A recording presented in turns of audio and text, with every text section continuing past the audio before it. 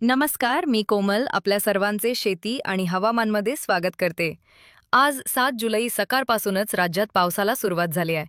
जुलैच्या सुरुवातीपासून सक्रिय झालेला पाऊस पुढील 2-3 दिवस राज्याच्या बहुतांश भागांमध्ये धुमाकूळ घालणार आहे. विशेषतः कोकण व घाटमाथ्यावरील जिल्ह्यांमध्ये अतिवृष्टी सदृश पावसाचा अंदाज आहे. या पार्श्वभूमीवर हवामान खात्याने ठाणे, पालघरसह 8 जिल्ह्यांना सतर्कतेचा इशारा दिला आहे. मुंबईतही पावसाचा जोर वाढण्याची शक्यता वर्तवून येलो अलर्ट जारी केला आहे. विदर्भ आणि मराठवाड्यातील जिल्ह्यांनाही हवामान खात्याने सतर्कतेचा इशारा दिला आहे. छत्रपती संभाजीनगर, जालना, बीड, परभणी, नांदेड, हिंगोलीत विजांच्या कडकडाटासह पाऊस पडेल. तसेच नंदुरबार, धुळे, जळगाव, नागपूर, यवतमाळ, भंडारा, गोंदिया, चंद्रपूर, गडचिरोलीत मुसळधार पाऊस पडेल, असा अंदाज हवामान विभागाने वर्तवला आहे.